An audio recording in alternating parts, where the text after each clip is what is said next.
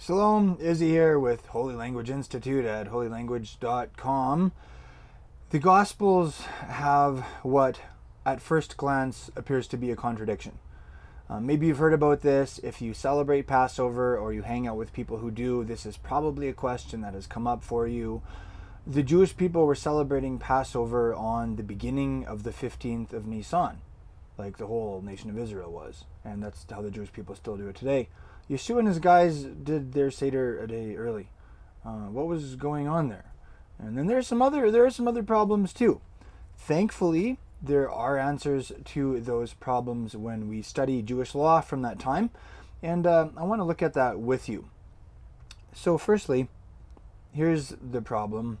You can just use eSword, search "eat Passover," and the verses will come up about this topic.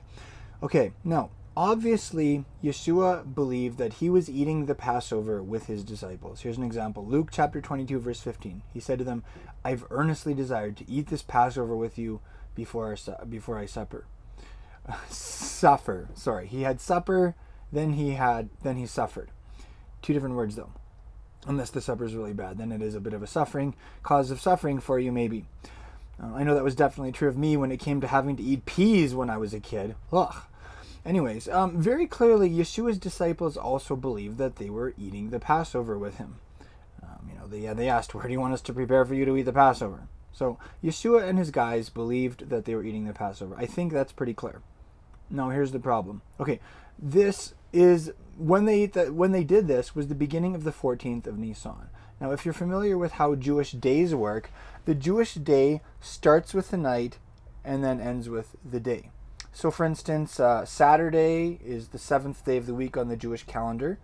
And it's, the Shabbat, the Sabbath. And Shabbat begins on Friday evening at sundown. And then Shabbat ends on Saturday evening at sundown. So Friday evening sundown to Saturday evening sundown is the 7th day of the week.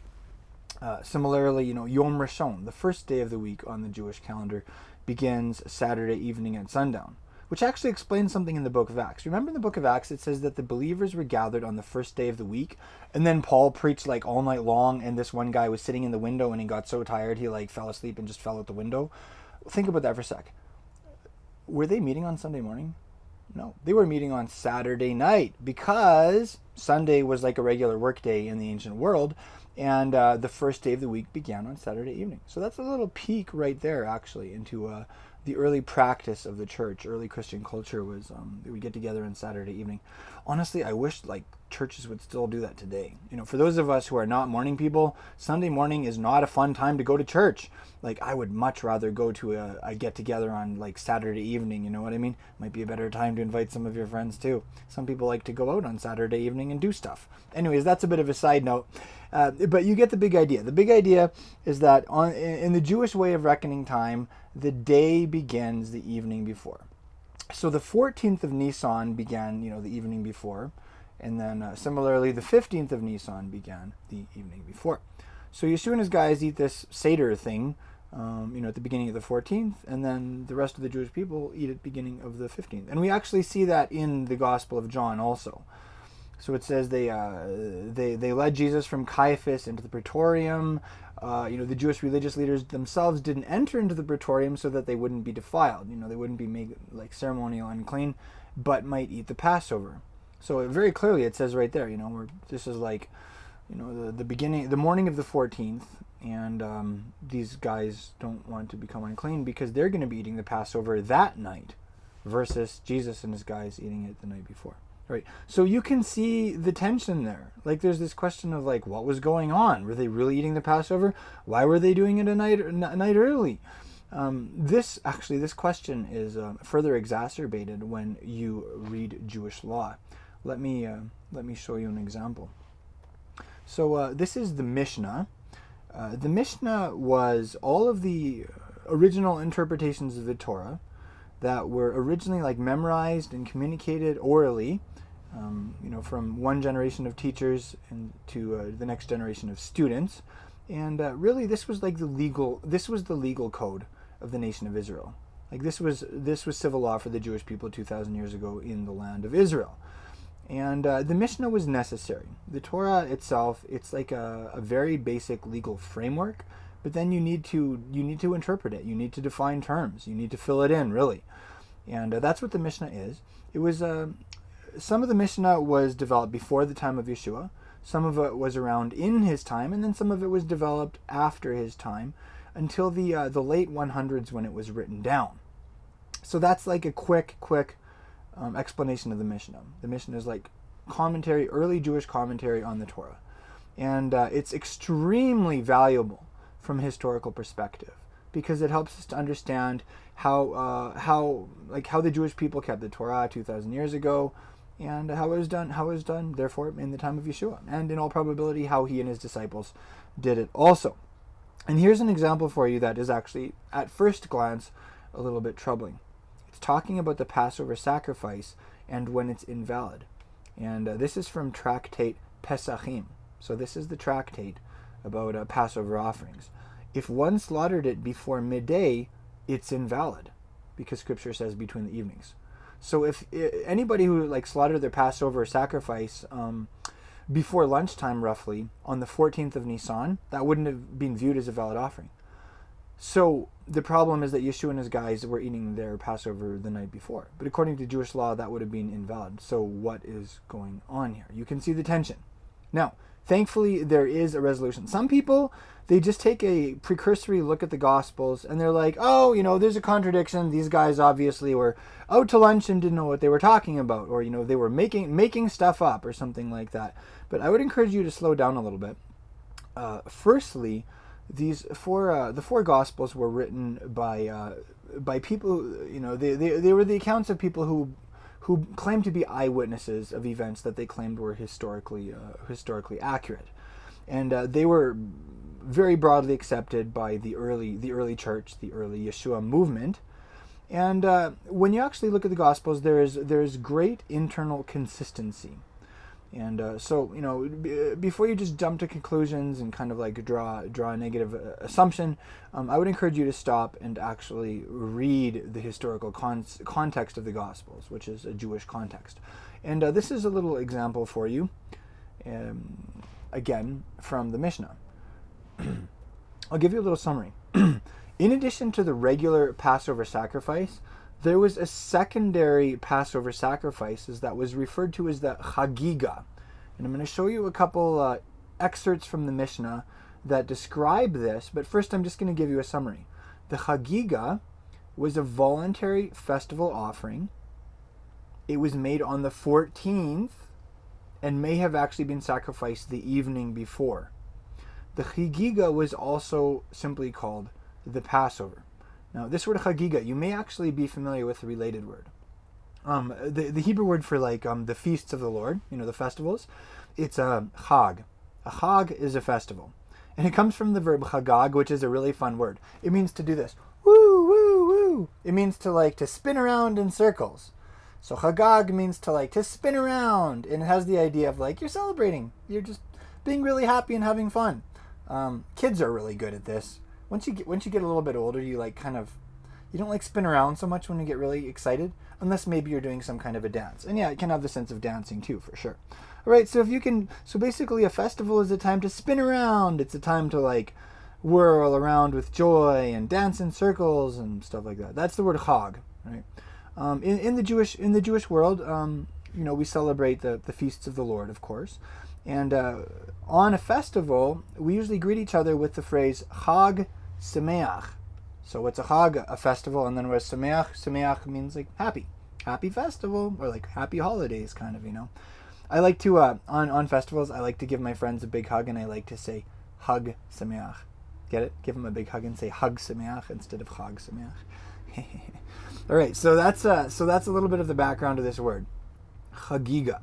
All right, so now let's look at what the Mishnah actually says about Hog Egah, because I would like to suggest to you that Yeshua and his disciples were eating the Hog Egah on the beginning of the 14th. And then we'll talk about a couple other things. Okay, so this is in the Mishnah once again in chapter 6, verse 3.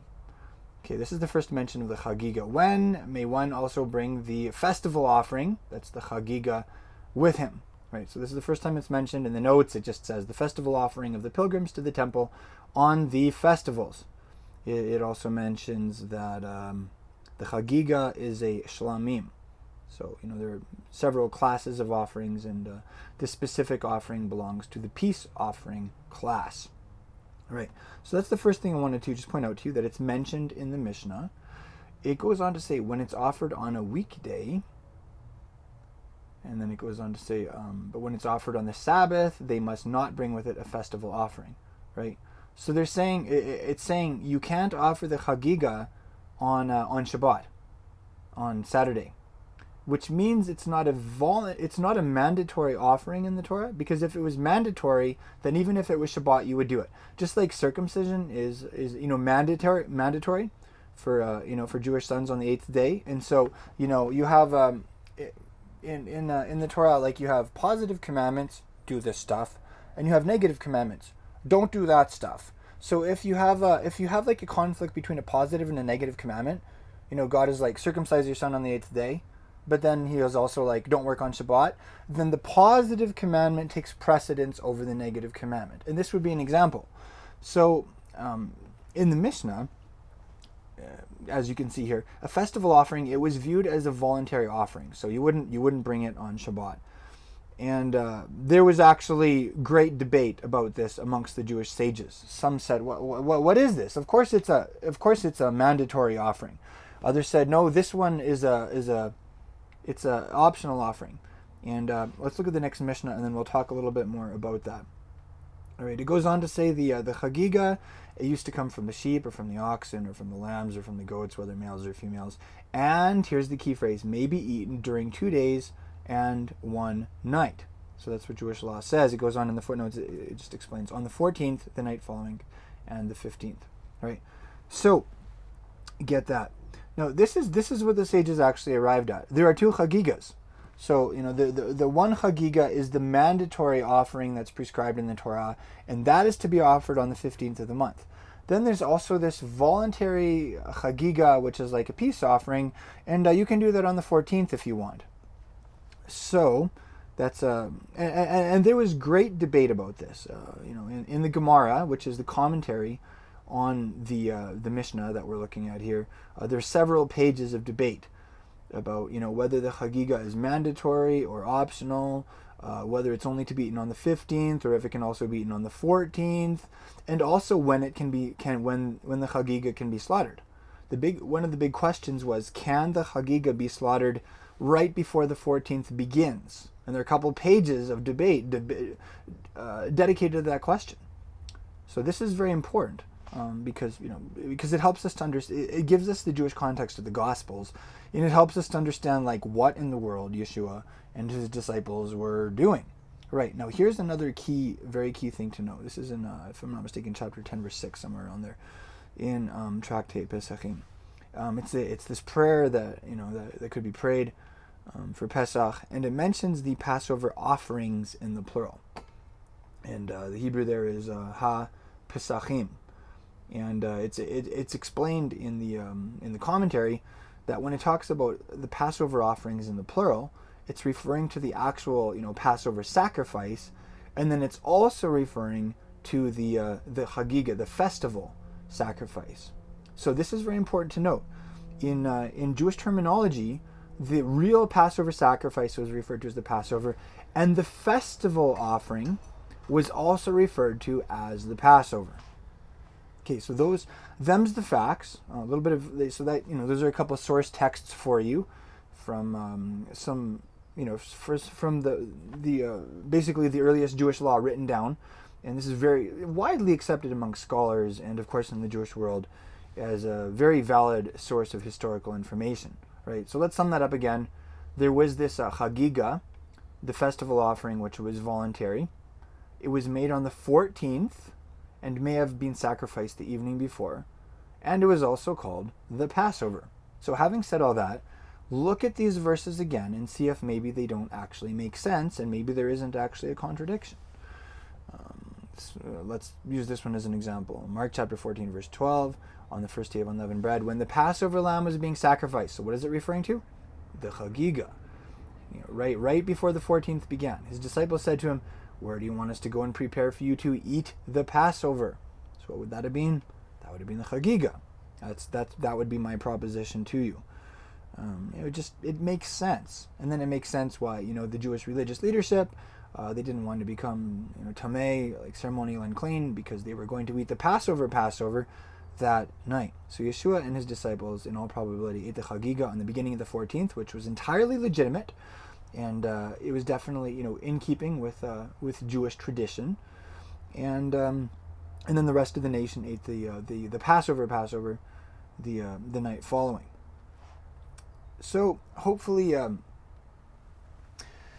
that answers that question.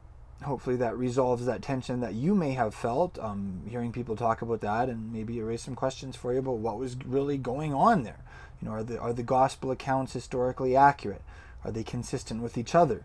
Are they consistent with extra biblical historical records that we have from that time period? And the answer is yes. Yes, they are. You can trust the writings of Yeshua's disciples. The Gospels are historically accurate. They're good eyewitness accounts, and they definitely are in keeping with what we know about how the Passover was celebrated 2,000 years ago. So this was actually one takeaway from my most recent Mishnah Snapshots lesson. We're going through the Mishnah, not like systematically, not comprehensively, but I'm just showing you places where the Mishnah helps us to understand the New Testament better, remembering that the context of the New Testament is the Jewish world of Yeshua and his disciples. And the Mishnah can be really helpful in just giving us some very beautiful personal glimpses of Rabbi Jesus and his early followers. And that's something I love doing. So we're looking at this tractate right now about the Passover offerings, and it's very, very meaningful to read about the Last Supper, to read about the Passion of the Christ, to read about his crucifixion in that original Jewish context, and then also just seeing it more clearly through the lens of the Mishnah and what it has to tell us about how the Jewish people celebrated Passover 2,000 years ago. So, we did an hour-long lesson. We talked about a bunch of things. If you're interested in that lesson, come check us out at holylanguage.com. I would love to have you become a member and learn with us in a more serious way and a deeper way. Hopefully that will help you and your relationship with God, help you to understand his word better, and help you to see Yeshua of Nazareth more clearly, and along the way fall more in love with him and follow him more closely, and just grow in the authenticity of your discipleship and your ability to represent Yeshua to the world around you and also to his own Jewish people. So come check us out at holylanguage.com and see what we're all about. And thanks for joining me in this little takeaway from my most recent Mishnah Snapshots lesson. Whew! That's a mouthful. The only thing I think I need to be doing is doing shots of schnapps, talking about Mishnah snapshots while doing shots of schnapps. I'll leave you with that profound insight.